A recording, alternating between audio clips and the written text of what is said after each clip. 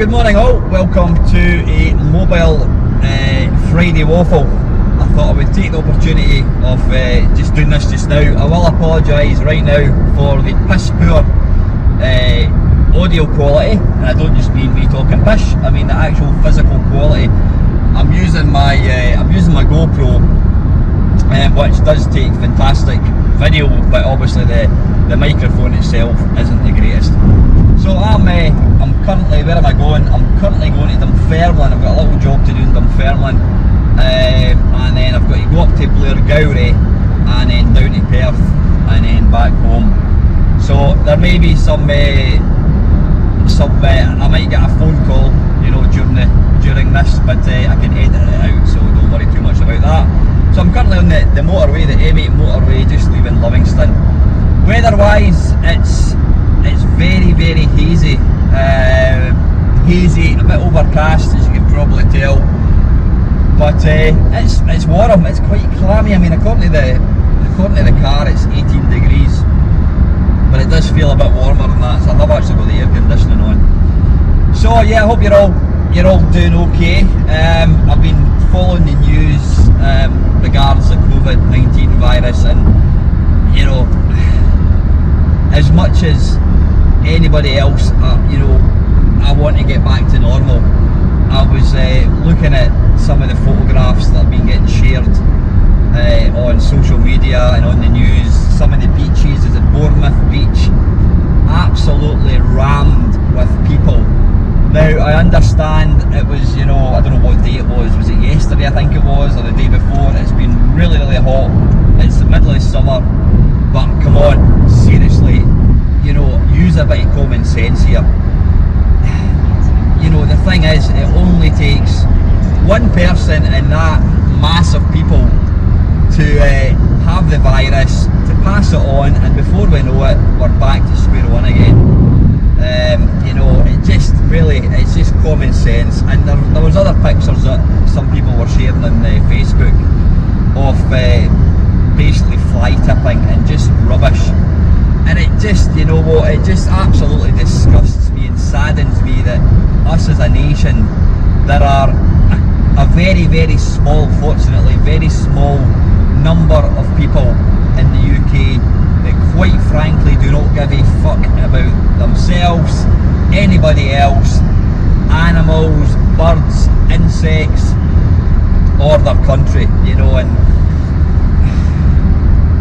that saddens me. It really, really, really does. Oh, there you go, yellow warning, heavy rain forecast. Yeah, it certainly feels like it's going to start pushing down. But yeah, it really, really does sadden me. I mean, I was brought up, I was a 1960s baby. I was born in 1967. But you know, I was kind of, my early years were the early 70s, so I was a kind of a 70s kid. And I was always taught to put rubbish into bins. I would never, ever, ever knowingly discard any rubbish. The only rubbish I will throw out, if I'm in the car, whatever, if I've got a banana skin, I'll wait until it's like the countryside, and I will toss a banana skin into the bucket, because at the end of the day, not in the bucket, into the grass, because it'll disappear.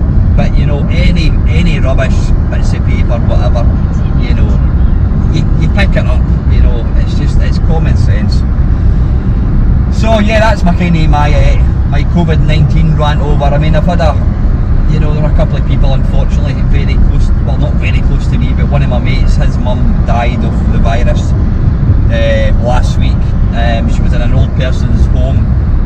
He hadn't been able to see her for 6 weeks, since the beginning of March, and she sadly passed away. So, you know, this virus is still very, very real, and I know the numbers are falling, but you know, we still, personally, my personal thoughts are, we're not out of the woods yet. I think we still have to be careful. I really think we have to, you know, sit tight, and you know, when we get 0 deaths and 0 new cases for, I don't know, maybe a month, then we can say, right, let's start relaxing stuff. But that's just my personal opinion.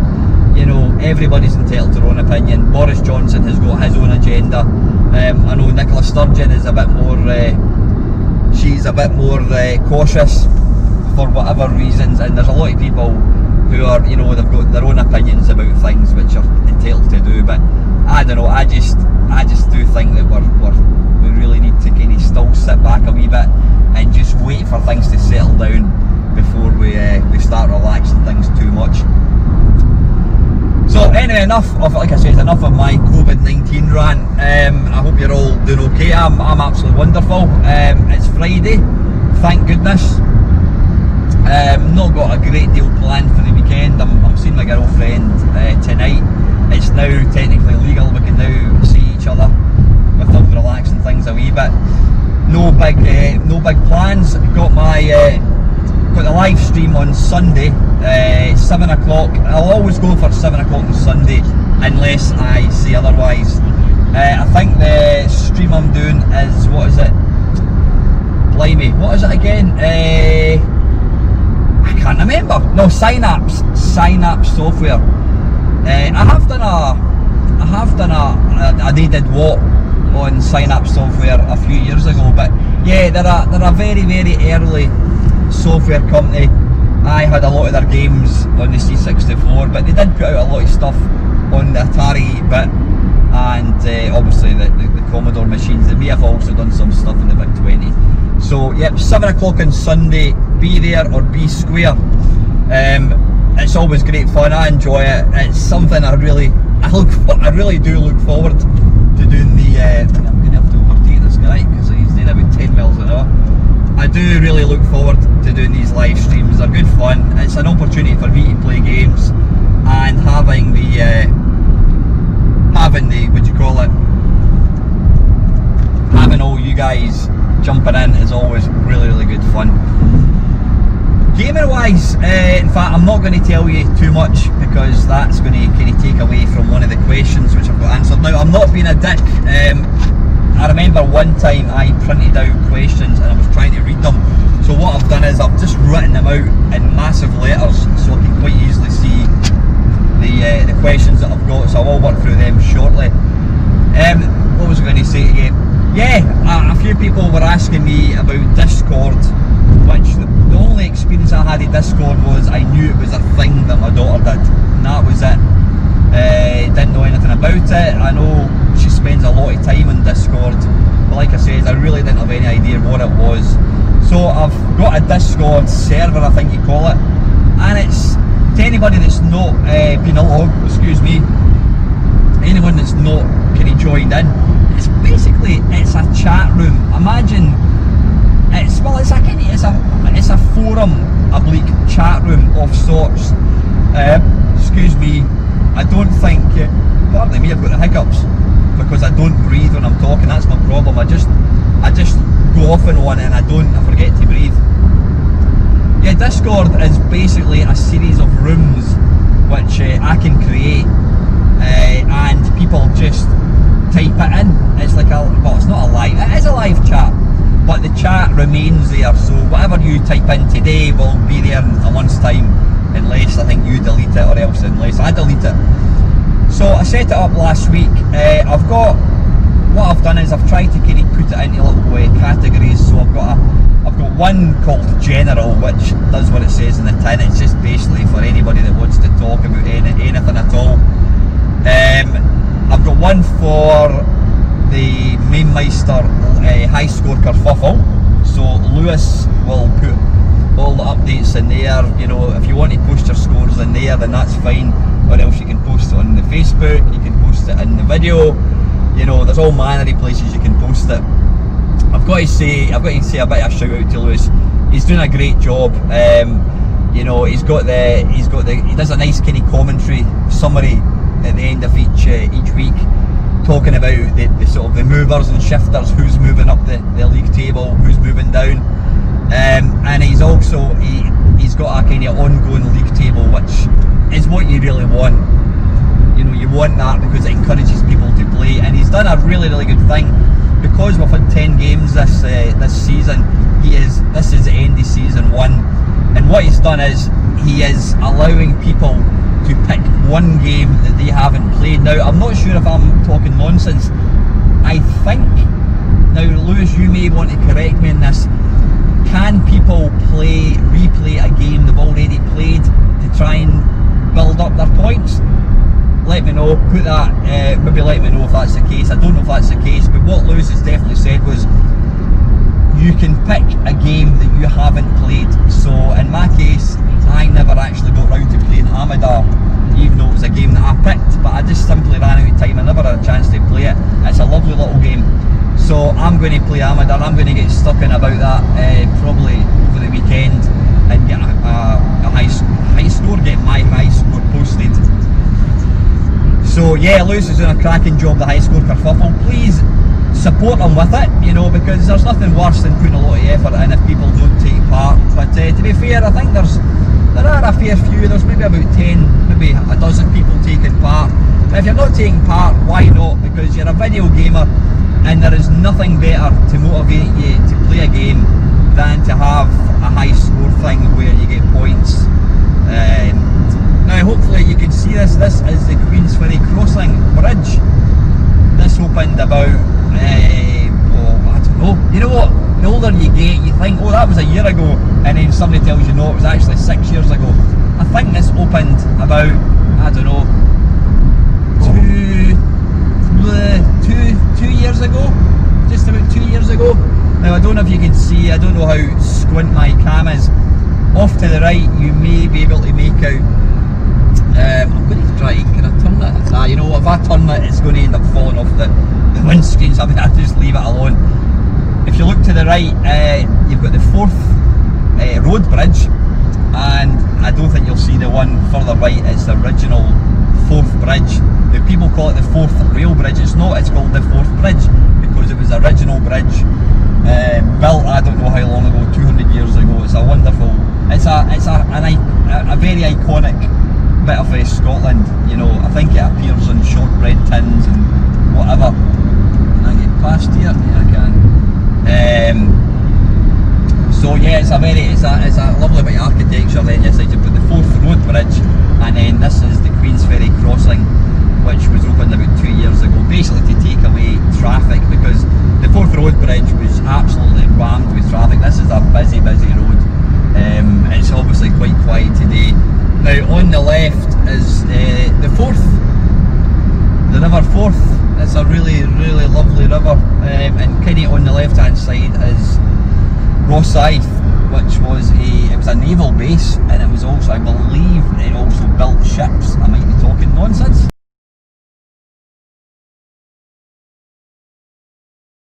Yeah, so Discord, as I was saying, it's a place for people to hang around and just post stuff. So like I said, what I've done is I've created various little groups. One for like the high score kerfuffle. I've done one for live streams. I've done one for 8-bit computers. I've done one for 16-bit computers. So just use it. It's good fun. And I've also I was asked if I could do a section for show your own stuff, which basically means if you've got your own YouTube channel, or you know you've restored a Commodore 64 to its former glory, then by all means, you know, feel free to post that. What I've said is I don't have a problem with my regulars putting links to their own videos. Not a problem, because at the end of the day we're just a wee community. But what I don't want is people who don't watch the channel, who are not regulars, who just come along, jump into this and are going to start spamming this with their own channel. That's not fair, you know what I mean? I'm not going to have that. But certainly for my regular viewers, I don't have a problem at all with you guys posting your own stuff. So yeah, you can see there, we are back on the M9. I've just dropped into Dunfermline, hence the little jump cut, and I'm heading up to Blairgowrie, which actually, what I'll need to do. Right, sorry, where was I? The pesky phone just keeps ringing. So anyway, yeah, I was talking about. Oh, shut up! Shut up! Sat-nav. You've got to love sat-nav, but the voice does get on your tits. Anyway, yeah, so Discord, tune tune in. It's you know, it's a bit of fun. I mean, it's a place for us to all kind of hang out, and for me to kind of post ideas. And that's another thing as well, is I do want you guys to, you know, if you've got an idea for a video, then put it in that as well. I don't think you have to, or maybe it is, if you've got a smartphone, which I'm guessing 99%, in fact I'd probably say 100% of you guys have got smartphones, download the Discord app, and then I think you just, I think I've put a link to it in my Facebook. If you're not on Facebook, then you're basically screwed. But go to Facebook, and I have got a post about where to find the Main Meister Discord channel. But it's good fun. There's a lot of activity going on, which is great. You know, it gives us a kind of place that we can all sort of hang about. So yeah, listen, right, I've got some questions here. Like I said, I've not been an idiot. I've written them down in huge big letters so I can read them out. Now, kicking things off is Doug Scullery. Buying games, picking up off shelf, or basing a review. Now what Doug's asking there is, did I, back in the day, would I just pick a game up off the shelf, look at the screenshots in the back, if it had them, and buy it, or would I always go by reviews? Now I had my C64 early 1983, which was pretty early. In fact, I was talking to Lacosa last night, we were doing a video which will come out at some point, and he actually mentioned that he had his C64 in 1982. I didn't actually realise the Commodore 64 was out then. I know the VIC-20 was definitely out then, but I was surprised to hear that was out. But yeah, I had my C64 1983. Now that was really before magazines were really a thing. I mean, computer and video games was certainly around, though it was, you know, it was, because it was multi-format, then there was no guarantee that a Commodore 64 game that had just been released was going to be reviewed in it.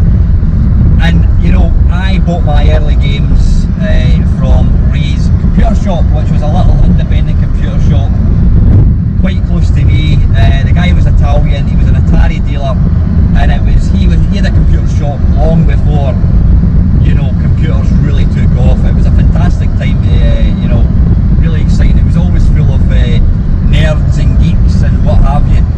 So I would, you know, I would go in there and I would have a kind of noodle about the shelves, and I would pick games up and look at it. And sometimes, to be fair to Ray, you could ask him, oh, could you let me see this game, and he'd let you load it and you could make your mind up. Though a lot of the times I would just go with my better judgment, and I would look at the screenshots and think, that looks good. Sometimes you would buy basically a pile of shite. But here's the thing, anything else other than computer games, if you bought a kettle which didn't boil, or it didn't boil hot enough, or you bought a toaster which it didn't toast very well, you would take it back and you would get your money back. Whereas with computer games, I would buy a game, and if it turned out to be shit, I would just put it down to experience and go, well, that's £6.99, I'm not going to get back again. So I accepted that there was a bit of a risk. Now I don't know, would your consumer rights work for that? You know, could you buy a DVD of a film, watch it and go, that was shit, and take it back? That is an interesting thing. I might actually talk about that at great length. In fact, no, you know what, I'll just talk about it now, because this is the platform for me talking about stuff. Yeah, you know, like I said, any other goods that you buy, whether it's a car, whether it's a phone, whether it's a kettle, a toaster, a hoover, anything, if you buy something and it's shit, then you are well within your rights to take it back, as long as you've got your receipt, and get a full refund. So does that apply to CD? If you bought a music CD or a film, and you took it home, you put in your CD player. I mean, how many people have even got CD players? I've got one, because I bought one fairly recently. But yeah, you play it and you think that is absolutely crap. Could you take it back and say it's rubbish? money back. Could you do that with a computer game? Could you do that with a DVD? If that's the case, I'm going to dig out all the DVDs that I've got which were shit, and I'll take them back.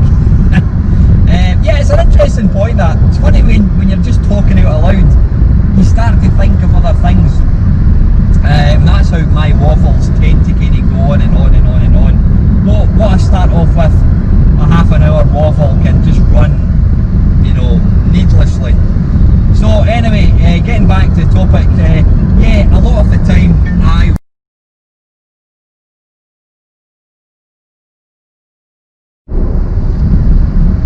sorry about that, pesky work. So anyway, yeah, like I says, I would, in the early days before kind of magazines, before Zap came along, I would pick up a box, I would look at it, I would decide that looks pretty good, I'm going to buy it. But when Zap came along, then that became the Bible, and you know, I would look through it, and if there was a game that was getting an absolutely pants review, then I quite simply would not, I wouldn't buy it, you know, not at all. Sometimes, I mean, Zap didn't always review every single game, so yeah, they didn't always review every single game, so there may have been occasions where I would see a game, I'd look at it, and you know, Zap hadn't reviewed it, and again, I would just decide, well, you know what, that looks pretty good, I'm going to buy it. Where am I going? Right, okay, hang on, I better concentrate. Right, I'm going round this way. Continue straight to stay on Dundee Road, A85. Blairgowrie, there we go, ding dang do. Perth, Blairgowrie. Right, hang on, I'm just going to concentrate for a second. Is this... Ah, right, okay, I don't think it will turning now for about 27 miles. 17 miles actually. Yeah, like I said, there may be occasions where I would see a game and Zap hadn't reviewed it at that point, and I think that looks quite good and I would just buy it. But certainly when Zap came along, I would largely go by what they said, because you know, you'd have been a bit of a dick not to have done that. So anyway, listen, thank you very, very much, Doug. And next up is Panther UK. Which system do you have the most machines for? Now, what he's meaning here is, how many Mega Drives do you have? How many SNESes do you have? I'm not I generally don't buy in bulk, so I mean, I'm trying to think. I think I have got 3 Mega Drives, because I bought a big box of stuff from a car boot sale about 10 years ago. It was before car boot sales went mental, and you know, everybody, you know, people are selling stuff for stupid money, and in it there was a Mega CD, and I think there was 2 Mega Drives. So I've got my go-to Mega Drive, which I play. Then I've also, I think I've got another original Mega Drive, and I've also got a Mega Drive Mark II. They're in boxes.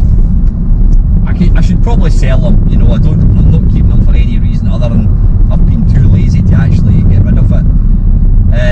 So yeah, SNESes, I think I've got 2 SNESes.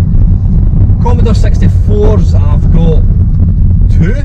Yep, I've got my, or is it 3?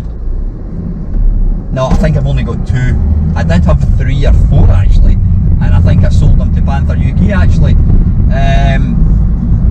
I've got 2 C64s. I've got an original bread bin, and I've got the C64D, is it they call it, I think, which is my kind of go-to one, because technically it's the more reliable machine, hence the reason that's the one I kind of use as my sort of day-to-day machine.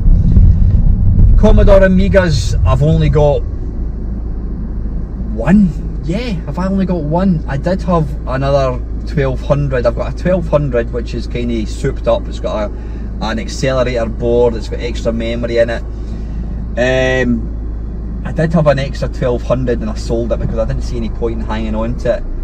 Have I got an Amiga 500? I might have, you know what, there's a possibility I might have an Amiga A500, or maybe not, I can't remember. remember. Atari STs, I've only got one. All the sort of consoles, I mean the rear consoles, your Jaguars, I've got one of them. I've only got one of most things. I do have two Vectrexes, or is it Vectri? Vectri, is that what you call two Vectrexes? I've seen a few posts with some people on Facebook. There was one guy who's got 16 Vectrexes, which I just think is absolute nonsense. And that kind of saddens me because, you know, whilst he is completely entitled to have 16 Vectrexes or Vectri, it's a rare machine, and with him having 16, there's potentially 15 people who don't have them, if that makes any sense. Now you could probably say, well, you're a complete hypocrite, Mainmeister. You've got two, why don't you sell one? The reason I'm not selling it is because I love the Vectrex, but I know that it's an old machine, they are quite unreliable, and if one was to break, I wouldn't have the foggiest clue how to fix it, and I wouldn't even know if there's anybody that can fix them. Don't know. So that's the reason I've got two Vectrexes, is because I want to have one as a spare. I think the machine that I've got the most of, I've got two Xboxes, I've got three Xbox 360s, I've got one downstairs, one upstairs, and I bought the new, is it the slim one, about a year ago. I've never opened it, and the reason I bought that is just because I want to have a reliable Xbox that I can play if the other two go down. Maybe a wee bit over the top, but hey ho, it wasn't a lot of money, it was about 100 quid or something, I think it was. So yeah, so I've got that. Trying to think of anything else. PlayStation 4s, I've got two. I did have three and I sold one, as I think I mentioned. I sold it for stupid money, which is wonderful. That's it, I think. Yeah, I don't, like I said, I'm not one of these people that collect machines, you know, per se. I don't really see the point of it. However, if somebody was going to give me a box of Commodore 64s, then I would absolutely take them. You know what I mean? But the thing is, you know, machines like the C64, they're not rare. You know, if Mings was to stop working, I could pick up another fairly easily. So that's why I'm not overly fussed about getting another one, you know what I mean? But anyway, good question, Mr. UK, Mr. Panther UK, to give me his full title. Right, I'll just read my question. Right, that guy's pulled out. So next up is Milfy Swinbuckle. Why are old classic shooters held in such high regard and love? Now, what Milfy is referring to is the shoot 'em up special that we did. I did with Locosa last week or the week before. We both featured a lot of classic games: Space Invaders, Galaxian.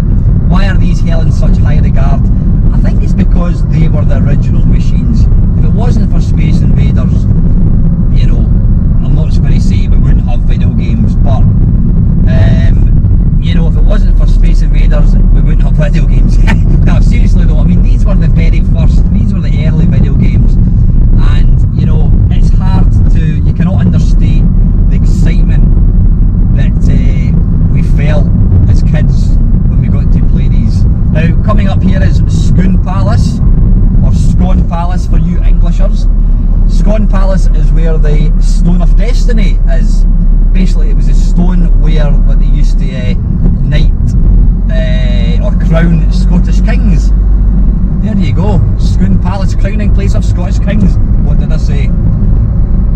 Now there is a bit of debate as to whether that is the original Stone of Destiny or not, because the English stole it and then we stole it back, and then you guys stole it and then we've got it back again. So apparently it is the real one, but who knows, it's just a stone.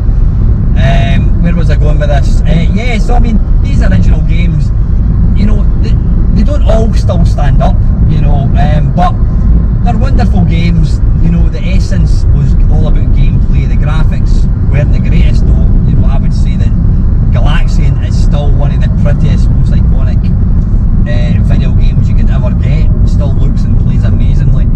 So yeah, I think it's because these were the originals. There's a lot of love, there's a lot of nostalgia for these machines, and I think that is why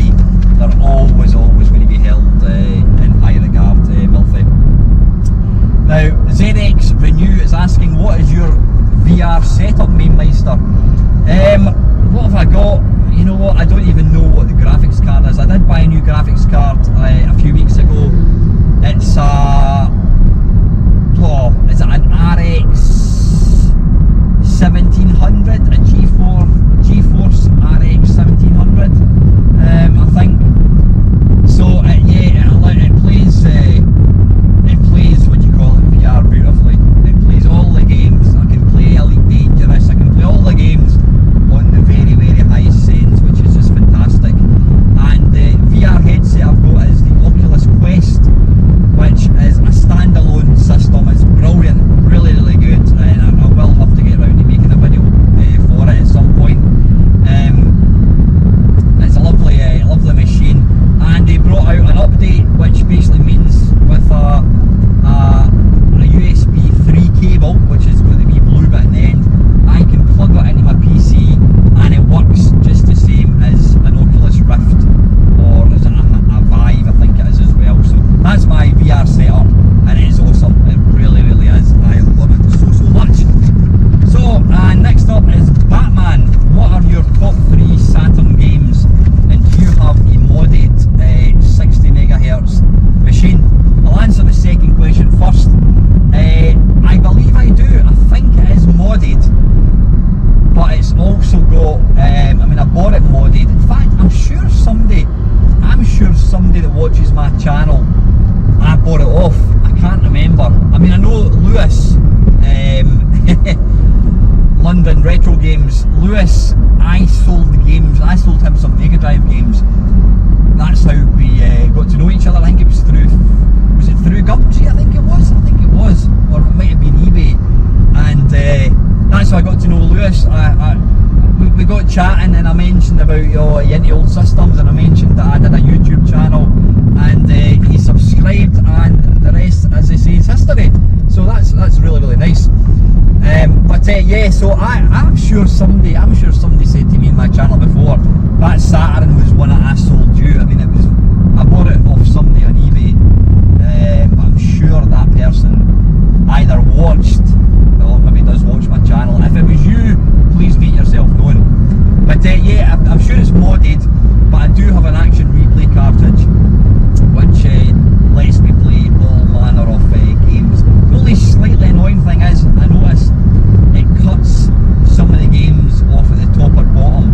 I don't know if there's much I can do with that. I suppose if you can change the screen layout, but I've got it plugged into an LCD TV. I should really try and get it hooked up to my my Sony CRT TV. That would give a much better picture. But yeah, it is modded, I'm sure, and I know I can definitely play 60 megahertz games.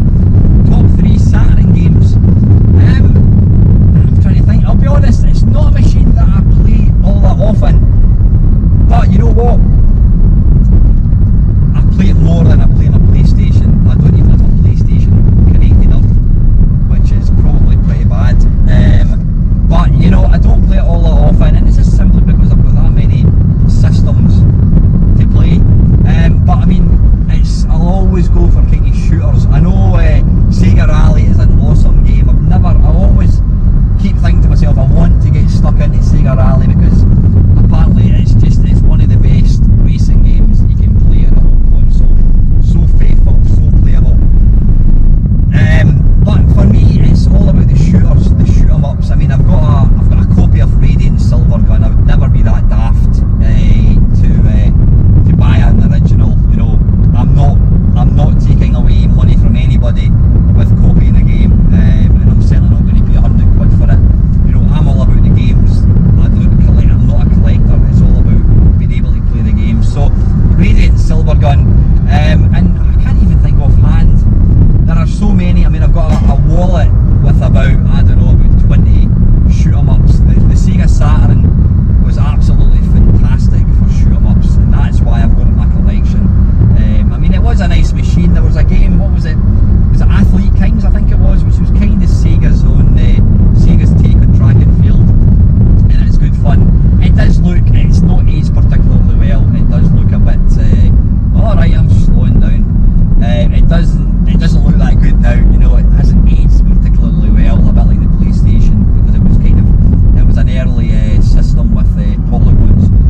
no, for me it's all about shoot 'em ups. I can't think of any others off the top of my head, but trust me, I've got a rake of shoot 'em ups, so they're always going to be the ones that I'll always go for first. So thank you very, very much, Batman, for your question. And next up is Down the Rabbit Hole.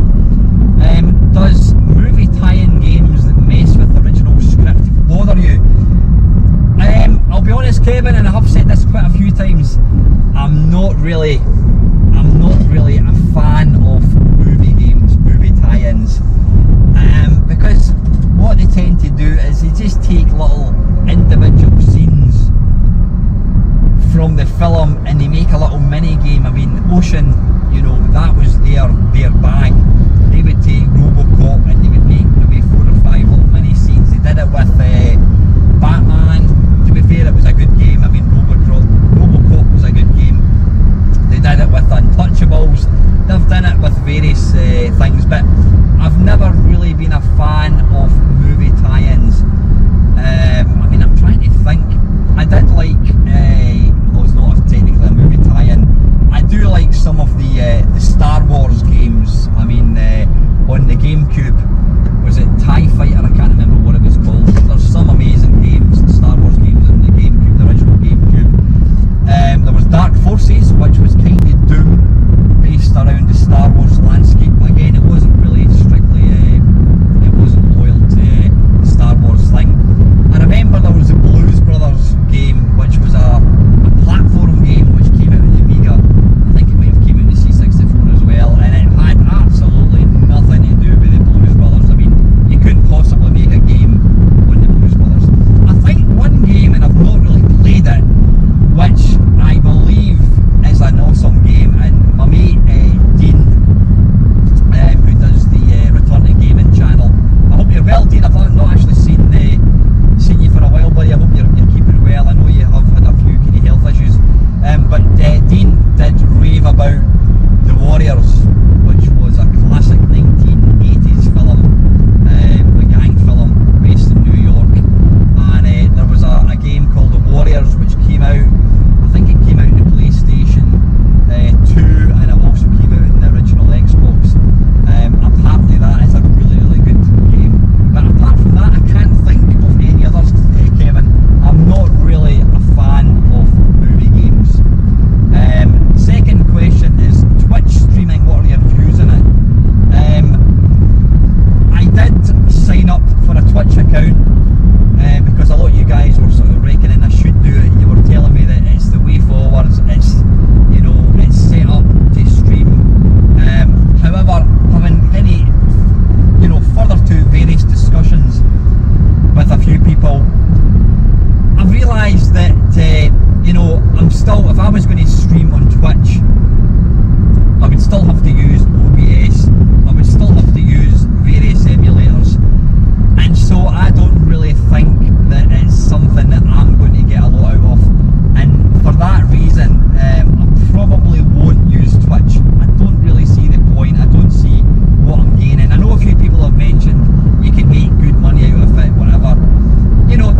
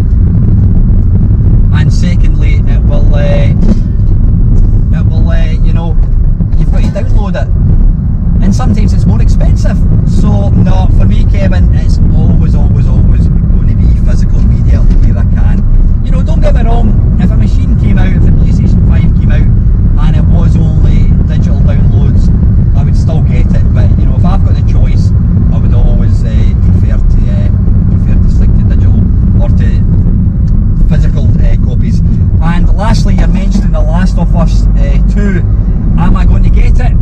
I've already bought it. I bought it on Tuesday. Now, myself and Ava have decided we're going to play through it together. So I've got it. We've literally played it for 10 minutes. I mean, we've just really got through the intro though. And intro, it does come in 2 discs, so I'm assuming it's going to be a bit of a big game. But yeah, it's the one current generation game I absolutely had to buy. The first game is awesome. I bought it and played it twice on the PlayStation 3, and I've played it twice, I think, in the PlayStation 4. So definitely. So listen, Kevin, thank you. And lastly, Colin Jones is asking, have I registered